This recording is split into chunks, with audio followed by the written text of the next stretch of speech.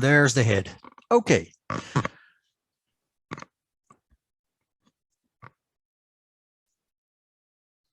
There we are.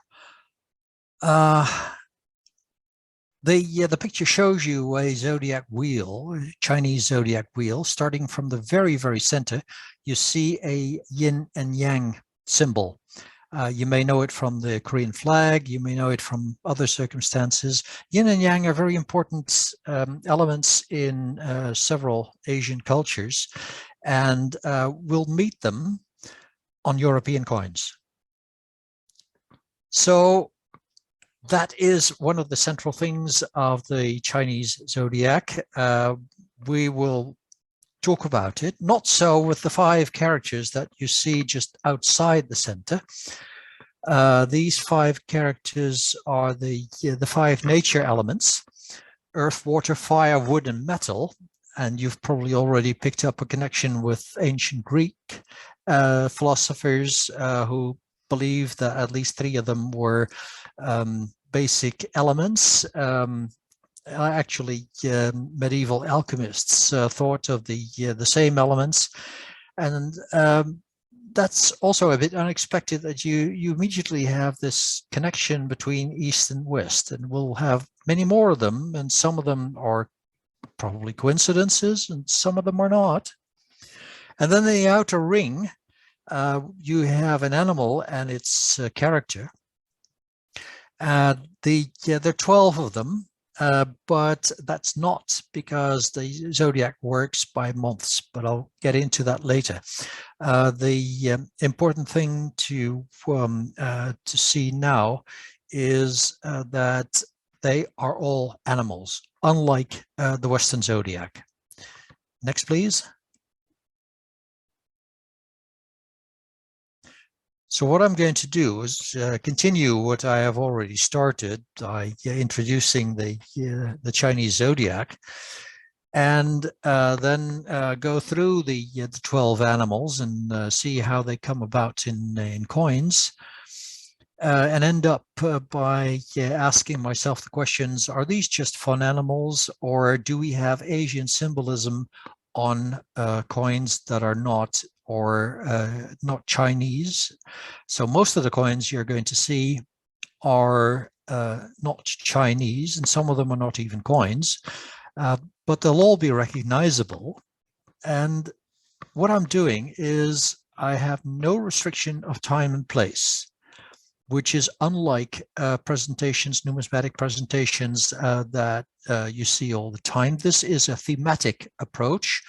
It's one that has been championed by a guy whose handle is K on World of Coins. And I think that it is an approach that has value, and that is what I want to show you with this presentation. The only 2 exceptions I've made is that I have tried as much as possible to avoid Chinese coins for the Chinese zodiac animals. And there are mostly a limited number of coins, but I couldn't resist putting in 2 coins from the Ukraine. Other than that, this is a presentation that does not stop at just coins, does not stop at a time or a place. It is going all over the place, as you will see. Next, please. Now, here you have the 12 animals, and we'll go through them. Yin Yang. Yin Yang are opposites. They're not all good and bad. They can be, but they're not all good and bad. They can be hot and cold, or they can be male and female, or they can be just about anything you think of, as long as they're opposites. And the point of the opposites is that they come together and form a circle. They form a whole. Or to approach that from a different direction, how can you know what the one is if you don't know what the other is? If you have hot food, you do not appreciate or you cannot understand enough how hot it is if you've never had bland food, and vice versa. The trine is 1/3 of a circle. We've seen in the first slide the zodiac wheel. Well, 1/3 of that, it wasn't indicated on that particular wheel, are trines, and the trines are used to find out whether two things are in harmony, and we'll talk about that as well. And the nature element I've already spoken about, so let's get on to the next slide. So what do you do with these tools? Well, we all know that the Chinese have an animal for each year, at least until about March, because the new year is in February, and then in March we forget which year it is. Does anybody still remember what year this year is? I'll spoil the fun and give it away. It's the year of the tiger. I bet you knew that in February. So what you do with the Chinese zodiac is you assign an animal to a year, and with that you can predict the future. However, this works not only for years, it works also for months, for days, and even for hours. So you can find an auspicious timing. And there's one thing that is quite a lot of fun if you are into modern coins, which is because the zodiac animals occur once every 12 years. They're far enough apart that you can see from a person's exterior, if you know in what year he was born, you can find out what his age is. I was born in the year of the ox. Now, obviously, I'm not 11, 23, 35, or 47. So that gives you enough choice. I would just appreciate if you do not select 95 for me, please. What it also means is that a Chinese does not need 12 zodiac coins, as Western suppliers seem to think. They make sets of 12 and all the zodiac animals are represented, and they think the Chinese are going to buy all 12. Well, not so. The average Chinese will need only one, his own, and then he'll make it into jewelry, or he puts it somewhere where his guests can admire it, and that's it. And the other 11, well, they'll have to go to other people. The zodiac can also be used to find attributes of people. And those attributes can be good, average, bad, or harmful. And I've applied that one to myself as well. I've tried to find out if, according to the Chinese zodiac, my wife and I are in harmony together, and surprise, surprise, we are, because she was born in the same year as I was, therefore that's always good in the Chinese zodiac, in all marriages with somebody who is your own age, or 12 years younger, or 12 years older, are pretty good. Next, please. Now that you know everything about the Chinese zodiac, there's one more thing that you have to learn, which is that the Chinese use characters for the animals. And those characters are actually more generic than the ones that we use in Western languages. And here's your first example, the year of the rat. The rat as a zodiac animal can also be a mouse. Same character in Chinese, and we may make a difference, but we don't even know which mouse is meant. Well, look at the Western point of view, where the mouse or the rat is known as a destroyer of harvests. And if you find a nest of mice, they all start zipping away and running around, or making all kinds of movements. And the ancient Egyptians deducted from that that mice were actually lost souls. And being lost souls, they were, of course, divine messengers, such as in a saying in many languages that the rats are leaving a sinking ship. The rats act here as divine messengers who know that the ship is going to sink, unlike the humans on board, and therefore they pack up their bag and they go somewhere else. And the prototype for this animal that's zipping to and fro is, of course, the Speedy Gonzales of American cartoon fame. But in the East, it's completely different. There, the mouse is intelligent, he is charming, he has lots of social aptness, and he's another cartoon mouse. He's Mickey Mouse, and you can see him here on an amusement park token where you have Mickey on one side, and he goes very well with the Chinese characters. Next, please.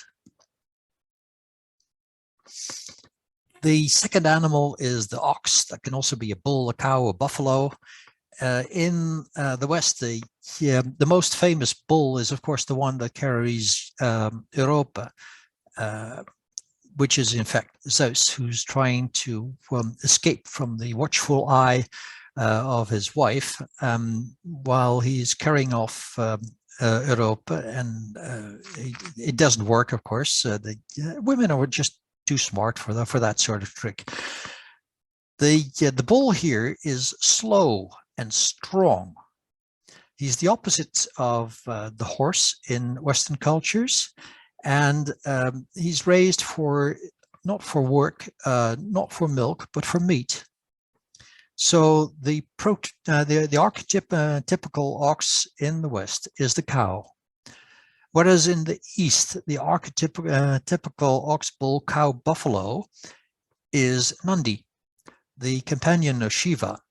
And Nandi stands for motherhood and milk, which explains why in India the cow is holy. It's an animal that is good-natured, calm, and the epitome of this animal is the boy who controls the bull. If you've seen a bull going through a rice paddy with a little boy on its neck, you know what I mean. Here is a little boy who's not taken for full in a human society, but he controls that enormous, that strong animal all by himself. He is the controlling power. It is transcending nature. It's a wonderful sight, and you see it in very much in the art of Asia. Next, please. And the tiger, of course. And again, we have completely different pictures on the Western side. Well, there are no tigers in the West, so it's an exotic animal. It's a symbol for the tropics. And it's used on coins that are colonial, often together with a palm tree, and on the most modern coins, like this Russian 10 ruble piece, it is a threatened species. Whereas in the East, it is a symbol of courage and of strength, which does not explain, of course, why the tiger is smart enough to turn around and go away when it's being challenged by a group of monkeys, or why it is actually turning away when it is meeting with an elephant. It's all the strength and all the courage it has is not enough in those situations. Very important is that it can exercise evil. If you have been in Asia, you have certainly met tiger balm. And tiger balm is, of course, a way to exercise pain evils, chasing demons, in other words. little fun thing about the tiger being exotic in the West is that the Romans from time to time got a tiger as a present, as a diplomatic gift. And they put them in a cage, which was very wise. And people were coming and looking, and the tiger was probably walking up and down the cage wanting to get out, which is also natural. And to the Romans, that reminded them of the, shall we say, uncertain walk of Bacchus. And this in turn explained that when the Romans saw a winding river in Mesopotamia, they called it Tigris. Next, please. And the rabbit is another fun animal from the zodiac. And again, we see that the symbolic values in East and West are quite different. When you go back in history long enough, you will find that the rabbit is appreciated for its sexual appetite, which translates in being a symbol of fertility. Fertility leads to rebirth, rebirth to spring, spring to Easter, and that's where your Easter bunny is coming from. Don't tell your children, at least not when they're still very young. Whereas in the East, they are a symbol of longevity, probably because they seem to go on forever. They're very much like what we now know as the Energizer Bunny. The longevity is also a factor in Taoism, where the Taoists say that the elixir of immortality is prepared by the jade hare who resides on the moon. And what do we find? We find a British penny that has been very cleverly worked to make use of the image of Britannia to be a hare in the moon. Where they got this image from, I have no idea, but these things exist, and they existed in Britain. Next, please. The dragon is, of course, the most powerful of symbols. It's also the most abused because the Eastern dragon has nothing to do with the Western dragon. And that is a bit lost on some people, like the good people of Transnistria, who issued a 100 ruble coin, and the Cyrillic writing on top is God Ognjenoga Dragona, the year of the fire dragon. And there's a Chinese character as well, which is very fine, except that this is a Western dragon. It's got nothing to do with a Chinese dragon. The Western dragon is a crocodile. It has wings, it has short legs, and it's evil. You can see that also on the crown. Right below it, you have another crocodile, and it has short legs, which is why on Russian coins you find that St. George, who's a symbol of Moscow and a symbol of Russia, is pointing his lance downward. This is the basic difference between the two dragons. In the West, the dragon is bad, bad, bad. Whereas in the East, it is everything that you can think of that's good. It is a fish or a snake body. It has bird feet and a carp head. It is also pure yang, one of the few things that are pure yang. It does not have an opposite. It stands for all kinds of good things like creation, fertility, life, activity. imperial symbolism. If you've been in the summer palace in Beijing, you'll find that it is pictured on the walls because it is an imperial symbol. The Welsh Dragon that I've put there as well is a bit of an exception. It has the long legs of an Asian dragon and the wings of a Western dragon. It's a bit of a mix. I'm absolutely not sure what it all means, but it must mean something. Next, please.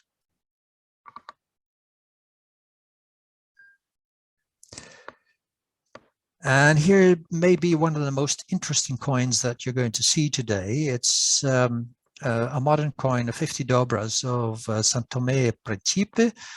And you see a bird on top on the left picture and a snake down. Now, the bird is often used as a symbol for the soul. It's good, it is free, it is not bound to earth, and all of that is the opposite of the snake. The snake is an animal that will not be able to fly. Even the feathered snakes of Mexico didn't fly. It is also the biblical animal that seduced Eve and therefore connected to the devil. A snake is bad. It stands for stealth, for sleep, for death. In the East, the point of concentration is, or the point of departure, I should say, is quite different. The snake can change its shape, which is something that not many other creatures can. And so it can be good or it can be bad. It is a symbol for malevolence, but also for mystery, for social acumen, and for empathy. And the pair of coins I'm presenting show that the snake was seen in the same way at very different times. Caracalla on the one picture and a Gwalior Paisa on the other picture, and it is very clear that they have a lot in common. Next, please.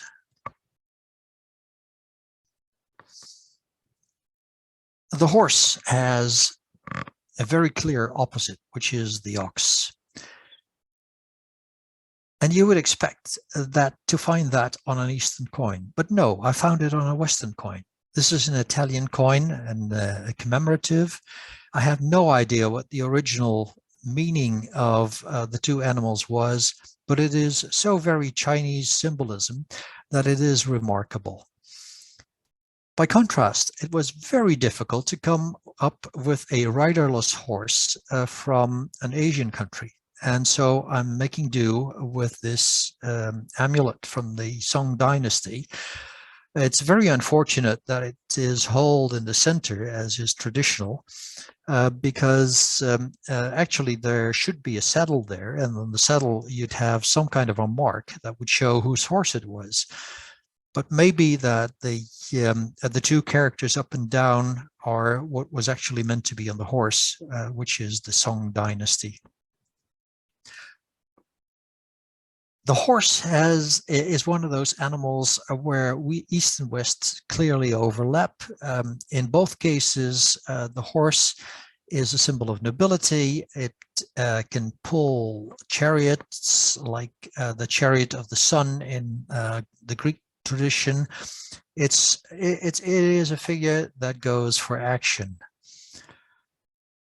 There are also a couple of characteristics that do not overlap, but you still see that in both cases, both in East and West, it is a lovable animal, a positive symbol, something that you would like to be tied in with. Next, please. And that is completely contrary to the goat, where in the West, there is a very sharp distinction between the goat and the ram, the male and the female, where the female stands for kindness and female care. Amalthea was the goat who raised Zeus, the god in chief of the Greeks, and a female goat in maybe somewhat archaic English is called the nanny, and there you have the female characteristic and the caring, the motherly care again. In the East, the point of departure is actually the balance, the goat who can stand on a rock or stand on its own shelter and keep its balance. For that, probably it was made the assistant of the god of justice, and it took on some characteristics of justice itself, like being organized, being just, being neutral, and being balanced. Next, please. The monkey. Don't worry, we're getting there. In the West, quite negative, especially because of the Christian influence, who thought that monkeys were ugly and especially vain. In several cultures, you have a saying that means even if a monkey wears jewelry, it is still ugly. Well, I'm not so sure that it is ugly, actually, but that is the tradition. It's quite negative, whereas Hanuman in the East is the assistant of Rama, who is lively, clever, and witty. You can almost hear him chatter in a tree and do kinds of fun tricks in order to help or just to be amusing or pleasant. Next, please. The rooster chicken or hen also stands for motherly love. A hen and her eggs has to be patient, has to sit on those eggs, and sorry, there's somebody who's very insistent in trying to call me. I can't suppress all of them.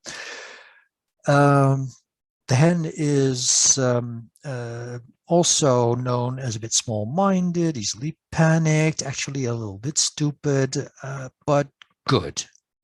Whereas the rooster is proud, oversexed, courageous, querulous. He's your typical Frenchman, I could say, is living in France. And it is no coincidence that this rooster is on a French equatorial African coin, because Charles de Gaulle chose it as the symbol of France. It is a Gallic rooster, and that as an opposite to the symbolism of the Nazi Empire. Below that, you'll see an advertising token from a Canadian Chinese restaurant, which is a good luck coin. And that makes sense because to the Chinese, it is actually, the rooster is actually a sign of good luck. Next, please. And the dog. Loyalty, vigilance, a guide of souls. The Celts had nothing against burying a dog with a chieftain, or maybe even with a lesser human being, because the guide, the dog would serve as a guide to the spirit of whoever was being buried. It is, of course, a shepherd keeping animals together, and it is a loyal assistant of humans. The dog in the East is a somewhat more complicated personality. On the Hong Kong coin, you see what is known as the dog of Fu. He's a guardian. You often see him in front of temples. Most of the time, of course, they are lions, but you can tell apart the lions from the dogs of Fu because the lions either have pups and then they're female, or they have one paw on a globe and then they're male. But the dogs of Fu have no attributes. They just sit there and watch anyway.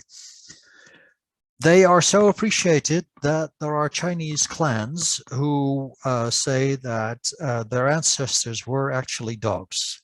So there. Next, please. There's a good luck token, a New Year token, actually from the West there. It's from Austria. There is a tradition in Austria of giving people a token at New Year to wish them good luck in the new year. And this one is from 1946. The text on the other side is, "I bring luck in the first year of peace." That is what the pig does in China, because in the West, all its attributes are negative. The only positive attribute is why it is on this particular token, which is that it is a symbol of change, and the new year is a sort of a change. But the pig is a symbol of fertility and wealth, prosperity. Health, wealth, and happiness is the Chinese wish for New Year, and the pig is part of that, and that is very positive. Next, please. So we've gone through the whole zodiac there, and what we've seen is that for each of the animals, there were overlaps, there were misunderstandings, there were commercially induced overlaps, and sometimes perhaps even unconscious overlaps. But the overlaps, whatever their motivation was, are there, and they're real.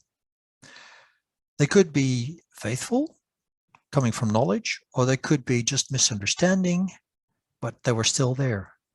And they occurred in all times. And therefore, next please, my conclusion would be that, with apologies to Rudyard Kipling, East is not West, and West is not East, but the twain have met. Thank you very much. Next, please. And another one. And that's my final word for today.